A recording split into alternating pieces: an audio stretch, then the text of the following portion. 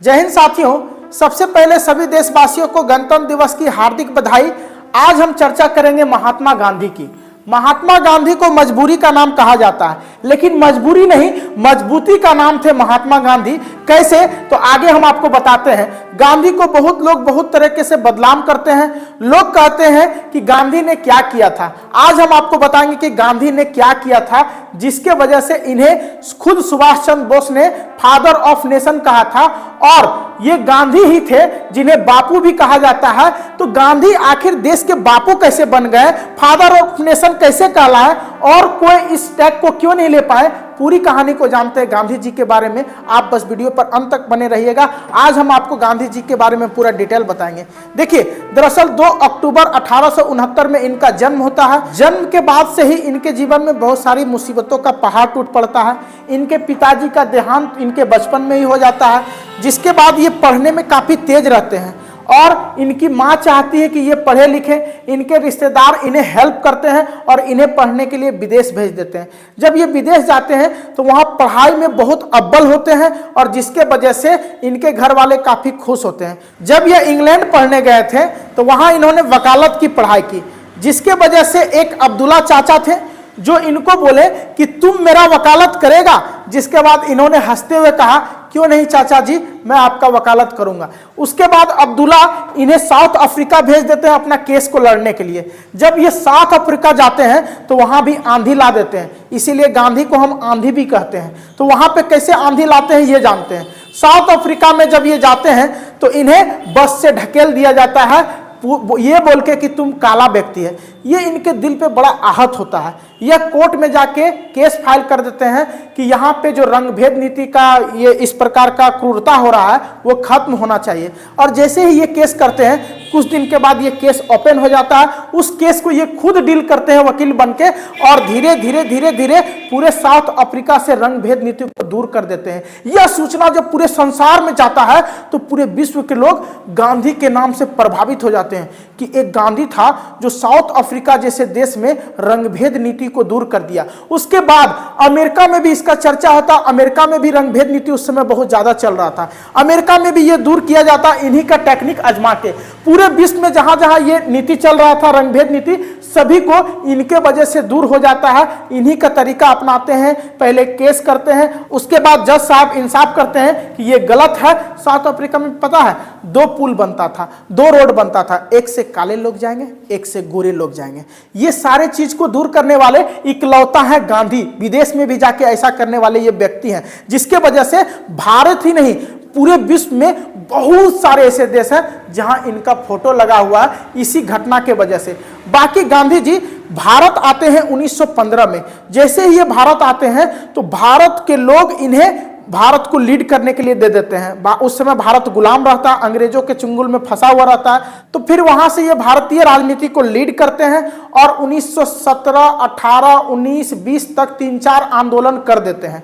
जैसे ही ये आंदोलन करते हैं, लोग, अंग्रेज भी इनसे डरने लगता है। अंग्रेज के यहाँ जाके पढ़ते हैं इंग्लैंड में, और उसी का टेक्निक से अंग्रेजों को सबक सिखाते हैं, जिसके वजह से अंग्रेज धीरे धीरे इससे भयभीत होने लगते हैं। और 1920 में जब ये आंदोलन किए थे तो अंग्रेजों के दांत खट्टे हो गए थे। अंग्रेजों को अब लगा कि भारत छोड़ना ही पड़ेगा, क्योंकि इनका वो आंदोलन सभी को सपोर्ट कर रहे थे। यहां तक कि चंद्रशेखर आजाद, भगत सिंह बच्चा थे, फिर भी इनके आंदोलन को सपोर्ट कर रहे थे। वो आंदोलन था असहयोग आंदोलन, यानी अंग्रेजों का कोई भी सामान यूज नहीं करेंगे, अंग्रेजों का बनाया हुआ, अंग्रेजों का लाया हुआ, अंग्रेजों का कुछ भी किया हुआ सामान यूज नहीं करेंगे। उनका शराब, कपड़ा, हर एक चीज को बहिष्कार किया जा रहा था, जलाया जा रहा था। और धीरे धीरे 1-2 साल के अंदर लगा अब हमारा देश आजाद हो जाएगा। जिसके बाद एक घटना होता है, जिस घटना का नाम रहता है चौरा चौरी। वहां पे एक पुलिस थाने को जला दिया जाता है, जिसके बाद ये गुस्सा हो जाते हैं। उस समय ये जेल में रहते हैं और गुस्सा हो जाते हैं कि ये गलत हुआ, ये जो भी हुआ गलत हुआ।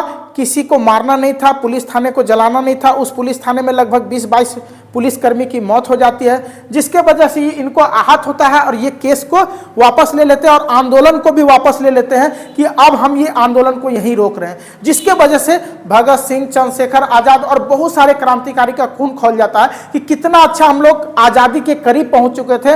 अंग्रेज नतमस्तक होते जा रहे थे धीरे धीरे इस आंदोलन से, लेकिन गांधी जी ने सब गुड़ गोबर कर दिया। वहां पे एक गलती इन्होंने किया था जो नहीं करना चाहिए था, उस आंदोलन को चलाना चाहिए था। छोटा मोटा घटना होते रहता है, वहां पे इनसे गलती हुआ था। लेकिन उसके बाद जब ये इनका जीवन आगे बढ़ा तो बहुत दिनों तक, लगभग 6-7 साल तक बार बार जेल जा रहे थे, ये छूट रहे थे, जा रहे थे, छूट रहे थे, जा रहे थे। उस दौरान भगत सिंह, चंद्रशेखर आजाद, राम प्रसाद बिस्मिल, अब्दुल्ला, ये सब उस समय गरम दल के नेता थे और देश को लीड कर रहे थे। क्रांतिकारियों के रूप में बहुत सारे ऐसे काम किए थे जिससे अंग्रेजों का हालत खराब हो रहा था। उस दौरान ये जेल में थे। उस समय भगत सिंह को जब फांसी का सजा सुनाया गया था, उस समय ये जाते हैं, भगत सिंह से बात करने के लिए कोशिश करते हैं, लेकिन भगत सिंह इससे मिलना नहीं चाहता। ये संदेश भेजते हैं कि हम तुम्हारे फांसी को कम कराना चाहते हैं, रोकना चाहते हैं, फांसी तुम्हें नहीं होने देंगे, बस तुम यह लिख दो कि तुमने ये गलती नहीं की। तो भगत सिंह क्या बोलते हैं कि हमें बम मार दो, हमें गोली मार दो पूरे बीच चौराहे में खड़ा करके, लेकिन हम यह नहीं बोलेंगे कि हमने ये गलती नहीं किया, हम खुद फांसी पर लटकना चाहते हैं, हम माफी नहीं चाहते। तो इन्होंने प्रयास किया था, लेकिन इन्होंने पूरा प्रयास नहीं किया। अगर पूरा प्रयास करते और चाह लेते, क्योंकि उस समय अंग्रेज इन्हीं का बात मानते थे, ये सारे आंदोलन को लीड करते थे और उस समय तक बहुत सारे आंदोलन कर चुके थे, जिसके वजह से अंग्रेजों के अंदर इनका खौफ बना हुआ था। तो ये अड़ जाते अंग्रेज के सामने कि भगत सिंह को फांसी नहीं होगा तो नहीं होगा। तो उस समय भगत सिंह को फांसी नहीं होता, लेकिन इनका उस समय भी गलती था कि ये भगत सिंह को छुड़ाना भी नहीं चाहते थे, क्योंकि भगत सिंह इनके जो विचारधारा थे उसके ऑपोजिट में चलते थे। वो गरम दल के थे, ये नरम दल के थे। तो पूर्ण रूप से ये नहीं चाहे थे कि भगत सिंह बचे। मैं इनकी अच्छाई को भी बताऊंगा और कुछ इसके अंदर जो कमियां थी उनको भी बताऊंगा। तो इस वजह से अगर भगत सिंह चाहते तो इनके वजह से बच सकते थे, उनको फांसी नहीं होता, लेकिन ये पूर्ण रूप से नहीं चाहे थे। हालांकि ये कोशिश किए थे, लेकिन कोशिश जो दिल से होता वो नहीं किए थे। आगे हम जानेंगे गांधी जी जब आगे बढ़े तो इन्होंने उसके बाद बहुत सारे आंदोलन किए थे। देखो, देश में जितने भी क्रांतिकारी हुए, अधिकतर क्रांतिकारी को एकजुट करने का काम यही करते थे। तो ऐसा नहीं बोला जा सकता कि गांधी जी ने देश के लिए कुछ नहीं किया। आखिर वो नरम दल के बने, गरम दल के बने, लेकिन उसे तैयार करने का काम शुरुआत में गांधी जी के द्वारा ही हुआ था। असहयोग आंदोलन जब ये किए थे तो वहीं पे बहुत सारे नेता तैयार हुए थे और वहीं से फिर देश को लीड इन्हीं के अनुसार कर रहे थे। लेकिन इनका कुछ गलती के कारण वो लोग गरम दल के नेता बन गए। तो धीरे धीरे जब ये अपने जीवन में आगे बढ़े तो कांग्रेस को जब लीड कर रहे थे तो एक व्यक्ति था सुभाष चंद्र बोस, जो फिर भगत सिंह की तरह ही इनका बात नहीं मानता था और वो भी थोड़ा गर्म खून के व्यक्ति थे। इसी कारण उनका नारा भी था कि वह खून कहो किस मतलब का जिसमें उबाल का नाम नहीं, वह खून कहो किस मतलब का आ सके देश का काम नहीं। इस प्रकार का नारा देके सुभाष चंद्र बोस यही चाहते थे कि देश के लोगों को आज़ादी तभी मिलेगा जब अपना खून बहाएंगे, यानी तुम मुझे खून दो मैं तुम्हें आज़ादी दूंगा, यही कहना था सुभाष चंद्र बोस का। और ये इससे इत्तेफाक नहीं रखते थे। इनका कहना था कि शांति, अहिंसा, इसी से हम देश को आज़ाद करेंगे। तो हमेशा इनसे और उनसे तनातनी रहता था, फिर भी अपना गुरु मानते थे सुभाष चंद्र बोस इनको ही, क्योंकि ये देश को बहुत अच्छा लीड कर रहे थे। इसी कारण जब वह चले गए थे दूसरे जगह, बर्मा चले गए थे और वहां से युद्ध को संभाल रहे थे, तो वहीं से एक खत इन्हें लिखा था कि आप देश को बहुत अच्छा से संभाल रहे थे। देखो, दोनों का एक ही उद्देश्य था, चाहे वो महात्मा गांधी हो चाहे सुभाष चंद्र बोस थे, दोनों का एक ही उद्देश्य था, भारत आज़ाद होना चाहिए था, अंग्रेजों का चुंगल से निकलना चाहिए। वो गर्म तरीके से आज़ाद कराना चाहते थे, ये नरम तरीके से कराना चाहते थे, लेकिन दोनों का टारगेट एक ही था। लेकिन सुभाष चंद्र बोस भी मानते थे कि he is the original father of nation, इसीलिए यह उपाधि सुभाष चंद्र बोस ने इन्हें दी थी।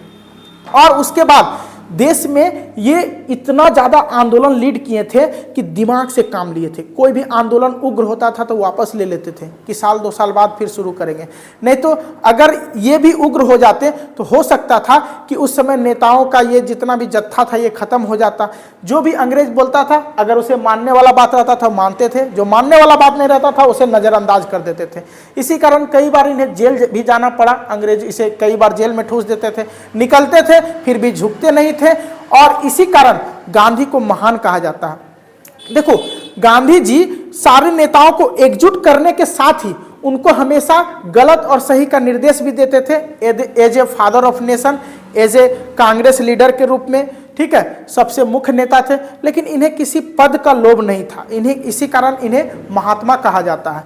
ये कहना एक ही चीज चाहते थे कि देश का साधारण व्यक्ति अगर वो सिर्फ धोती पहनेगा तो हम भी धोती पहनेंगे, यानी स्वदेशी अपनाएंगे और देश को बचाएंगे अंग्रेजों से। इसी तरह हम छुटकारा पा सकते हैं। अगर अंग्रेज का सामान यूज ही नहीं करेंगे तो अंग्रेज अपना बिजनेस यहाँ कर ही नहीं पाएगा, इनका मानना था। लेकिन आप जानते हैं कि आज भी हम लोग चाह के भी चाइना का सामान अवॉइड नहीं कर पा रहे हैं। भारत सरकार कई बार चाहता, भारत सरकार का कहना है कि जनता सब अवॉइड करे तब ना, लेकिन भारत सरकार भी बनाए उस रेट का सामान तभी ना, अगर लोग यहाँ गरीबी है, जो मिल जाएगा उसी को लेकर अपना काम चलाएंगे। इसी कारण से गांधी जी का मानना था कि स्वदेशी अपनाओ, देश बचाओ। तो ये भी क्या करते थे, एक ही धोती को पहनते थे, उसी को ओढ़ लेते थे कि देश का आम आदमी जैसा कपड़ा पहनने योग्य है वैसा हम भी पहनेंगे। क्योंकि ये बहुत अमीर व्यक्ति थे, इंग्लैंड पढ़ने गए और कांग्रेस के नेता थे, इस वजह से इनका पिताजी भी काफ़ी ज़्यादा संपन्न व्यक्ति था, दीवान थे। इसी वजह से ये चाहते थे कुछ भी पहन सकते थे, कोट पैंट जो चाहते वो पहन सकते थे, लेकिन फिर भी नहीं पहने, क्योंकि यह मानते थे देश के आम आदमी की तरह रहेंगे तो ही वो हमारा बात मानेगा। डांडी यात्रा, असहयोग आंदोलन, सविनय अवज्ञा आंदोलन, इस तरह के कई आंदोलन किए। देश में सबसे अधिक आंदोलन यही किए थे। इसके वजह से अंग्रेज जो है इनसे हमेशा परेशान रहता था कि इसको कैसे आखिर सजा दें, ये इतना शांति से आंदोलन करता है कि कुछ कर भी नहीं सकते हैं।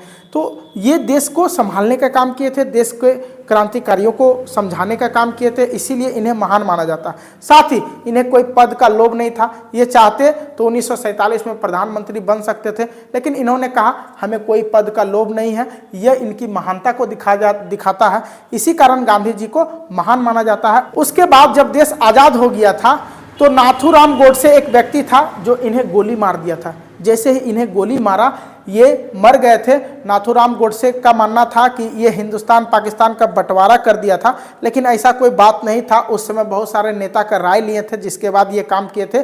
गोडसे ने गोली मार दिया तो बहुत महान काम नहीं किया, वो एक बुजुर्ग व्यक्ति को गोली मार दिया, इससे वो अपना कायरता को दिखाया। इसीलिए ये इन्हें महान कहा जाता है कि गोली मारने के बाद, खाने के बाद भी बोला कि उसे कुछ मत करो, और हे राम बोलते हुए स्वर्ग सिधार गए। ठीक है, उम्मीद है यह जानकारी आपको पसंद आई होगी। फिलहाल आज के लिए इतना ही। जय हिंद।